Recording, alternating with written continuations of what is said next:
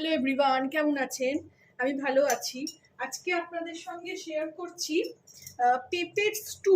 আমার শাশুড়ি বলতো পেঁপের স্টু। এই যে পেঁপে কেটে নিয়েছি, কটা কাঁচা লঙ্কা, এখানে একটা আলু ছোট ছোট করে ডুবো ডুবো করে কেটে নিয়েছি। প্রথমে আমি কড়াতে সর্ষের তেল দিয়ে দেবো। কড়াটা বেশ গরম হয়ে গেছে। সর্ষের তেলেই রান্না করি সবসময় আমি, যে কোনো রান্নাই বলুন। এখন তো আমি চাইনিজ রান্নাও সর্ষের তেলে করি। সাদা তেল তো সবসময় কিনি না, খুব খেতে ইচ্ছে করলে সাদা তেল কিনি। তো আমার শাশুড়ি বলতো, আমার শাশুড়ির থেকে শেখা এটা। আমার কর্তা নারকোলের যে কোনো জিনিস ভালোবাসতো। তো ওই জন্য আমার শাশুড়িটা তার মায়ের কাছ থেকে শিখেছিল, আমার দিদি শাশুড়ির থেকে। তো তাকে করে দিলে সে ভীষণ ভালোবেসে একদম পাত চেটে একেবারে হাত চেটে খেত। তো এখানে প্রথমে আমি শুকনো লঙ্কা দিয়ে দিলাম, তারপরে দুটো তিনটে এলাচ দিচ্ছি, আর তিনটে লবঙ্গ দিলাম। দারচিনিটা একটু বাড়ন্ত, এটি খুঁজে দেখবো, থাকলে দেব। আর এখানে একটু জিরে ফোড়ন দেবো অল্প করে।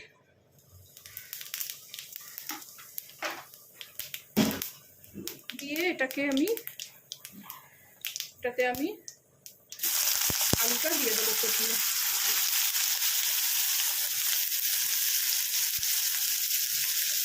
এটা নারকোল দিয়ে হবে। আমার শাশুড়ি তো, যদি শাশুড়ির গাছের নারকোল সেই আসতো বাড়িতে, সেই কেটে তাকে পুড়ে দুধ বার করে তবে এই রান্নাটা করতো। তা আমি এখানে এই কোকোনাট মিল্ক পাউডার কিনে নিয়েছি ম্যাগির। অত খাটতে পারি না আমি, আমার মেয়ে অত ভালোবাসে না, কিন্তু আমি আর আমার ছেলে নারকোলের জিনিস খুবই ভালোবাসি। নারকোল খেতে খুব ভালোবাসি, কিন্তু নারকোলের এখন যা দাম সেভাবে কেনা হয় না। আর এইসব মালাইকারি কিংবা এই পেঁপে স্টু করলে আমি এইরকম একটা প্যাকেট কিনে নিয়ে চলে আসি। আলুটাকে আমি ভালো করে ভেজে নেবো, ভেজে নিয়ে ফিরছি। আলুটা দেখুন ভাজা হয়ে গেছে। এখানে আমি পেঁপেগুলো এবার দিয়ে দেবো। এইবারে এখানে আমি পেঁপেগুলোকেও দিয়ে দেবো।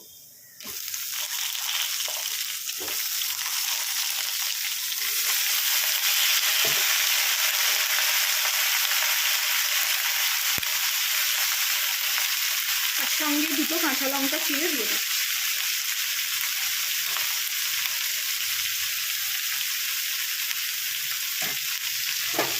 এটা আমিও অনেকবার করে আমার হাজব্যান্ডকে খাইয়েছি। ভালো বলে বলতো, কিন্তু বলতো মায়ের মতন হয়নি। জানি না মা কী রকম আলাদা, মা ভালো করতো 100 বার, কিন্তু আমি চেষ্টা করতাম। আমার আসলে একটু মিষ্টির হাতটা একটু কম, বেশি অনেক চিনি দিতাম না, কিন্তু এই নারকোলের খাবারে একটু চিনি পড়ে, তা আমি আমার স্বাদ মতন চিনি দিতাম সবসময়। তো এটাকেও ভালো করে ভেজে নিয়ে ফিরছি। এখানে আমি এটাকে ঢাকনা দিয়ে দিয়েছিলাম যাতে পেঁপেটা সেদ্ধ হয়ে যায়। পেঁপেটা সেদ্ধ হতে একটু সময় লাগে।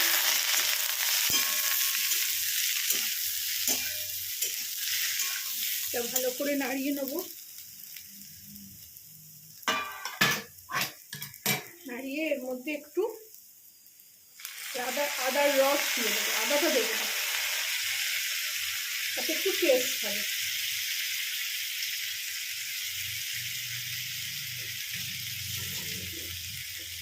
তার মধ্যে আমি এখানে নুন চিনিটাও এখন স্বাদ মতন দিয়ে দেবো। আমি নুন ঢেলেছি, নুনের চামচটা নিচে চলে গেছে, ওই জন্য হাত দিয়ে দিতে হচ্ছে। আমি হাত দিয়ে এসব দেওয়া পছন্দ করি না। এখানে একটু নুনের ভাগটা একটু কম থাকবে। হাত ধোয়া জলটা দিয়ে দিলাম।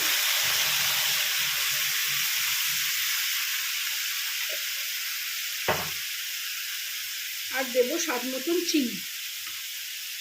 চিনিও আমি এখন এখানে অল্পই দেবো, পরে আবার যখন নারকোলের দুধটা দেবো মেশাবো তখন দেবো, টেস্ট করে নিই। আগে এটা সেদ্ধ হয়ে যায়। চিনি বেশি পড়লে সবজি সবসময় সেদ্ধ হতে চায় না। এটাকে মিলিয়ে নেব, কারণ এটা মিষ্টি মিষ্টি খাবার। যারা মিষ্টি পছন্দ করেন তাদের খুবই ভালো লাগবে।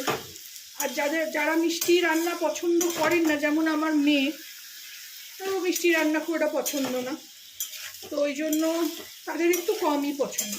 তো এই রান্না করছি বলে আজকে তো শ্রাবণের লাস্ট সোমবার, তো একটু লুচি বেগুন ভাজাও করব, তার সঙ্গে এটা একটু করছি। তো এটা এবারে এরকম ভালো করে একটু কষিয়ে নিয়ে জল ঢেলে দেবো, যাতে পেঁপেটা ভালো করে সেদ্ধ হয়। এখানে এবার জল দিয়ে দিচ্ছি।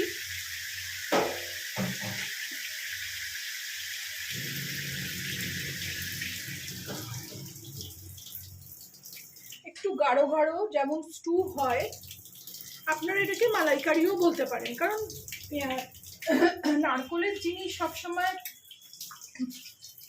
অনেক রকমের, মানে নারকোলের জিনিস সবসময় আমরা মালাইকারি হিসেবেই জানি না কেন আমার শাশুড়ি, দিদি শাশুড়ি স্টু বলতো। তো এখানে আমি এটাকে মিলিয়ে নিয়ে ভালো করে পেঁপেটা আলুটা সেদ্ধ করে নিয়ে ফিরবো। এখানে আমি ফোটা অবধি আর অপেক্ষা করছি না, কমিয়ে দিয়ে এটাকে ঢাকা দিয়ে দিচ্ছি। প্রচণ্ড গরম, দাঁড়ানো যাচ্ছে না, এত কষ্ট হচ্ছে। ফিরে আসলাম, দেখি কতটা সেদ্ধ হয়েছে। না, এখনো জল কমেনি। পেঁপে তো হ্যাঁ হয়েছে, একটু সেদ্ধ হতে সময় লাগে, আর একটু হোক, মানে একটু বেশ নরম গলা গলা না হলে খেতে ভাল লাগে না। এখানে আমি একটু আঁচটাকে বাড়িয়ে দেবো এই পোর্শনে। এই সময় আমি নারকোলের দুধটাও দিয়ে দেবো, একটু ঘন হয়ে যাক, গ্যাসটা বাড়িয়ে দিয়েছি।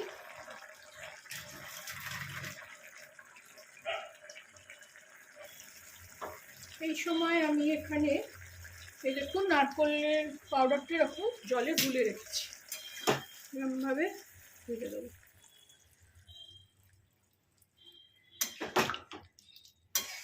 এবার এটাও একটু ফুটবে, ফুটলে এটা ঘন হবে। একটু এটা ধুয়ে জল দিই,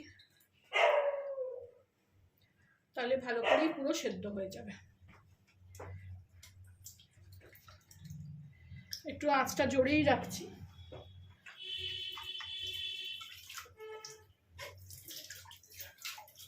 একটু ভালো করে নারকোলের গুঁড়োটা গুলে নিতে হবে, যাতে কোনো লাম্পস না পড়ে।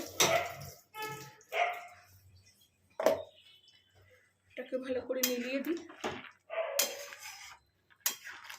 নারকোলের দুধও একটু মিষ্টি থাকে, তো মিষ্টিটা আমি একদম লাস্টে চেখে নিয়ে দেবো। খুব সুন্দর গন্ধ ছাড়ছে, কেউ ইউনিক একটা রান্না। আমার তো খুব পছন্দ হয়েছিল যখন রান্নাটা আমি শিখেছিলাম।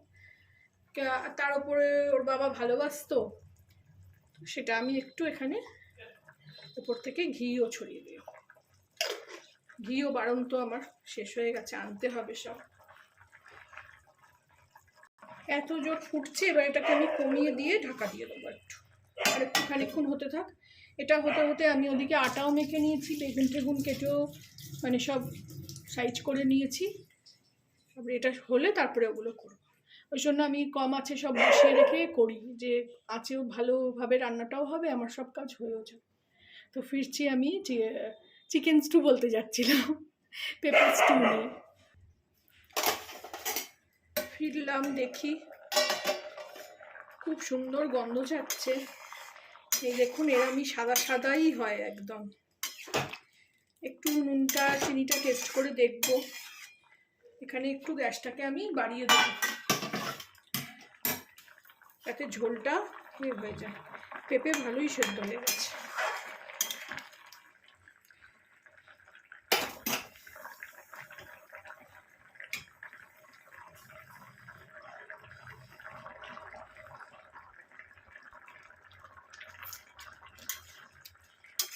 একটু নুনটা মনে হচ্ছে ঠিক আছে, একটু মিষ্টি পড়বে, আর এটা একদম মিষ্টি খাবার একটা।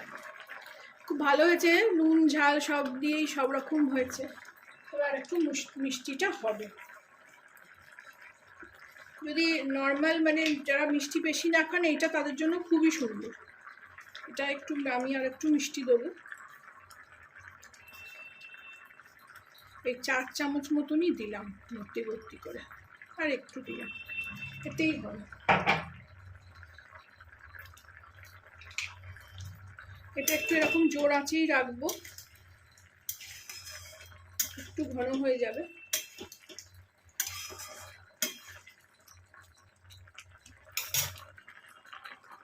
এই দেখুন জোর আঁচে রেখে আমি এটাকে শুকিয়ে নিলাম। এবার আমি এটার গ্যাস বন্ধ করে দেবো। এবার এখনো ফুটছে। আপনারাও এইভাবে বানিয়ে খাবেন, জানাবেন আমাকে কেমন লাগলো আমার এই chicken.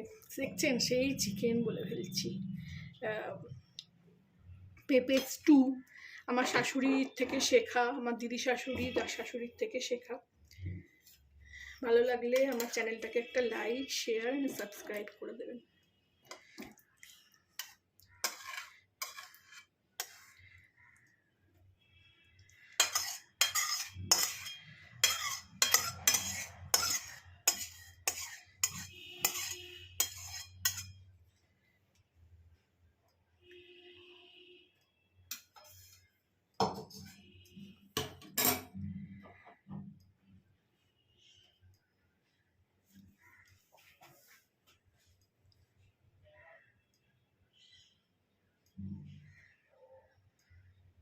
Thank you for watching.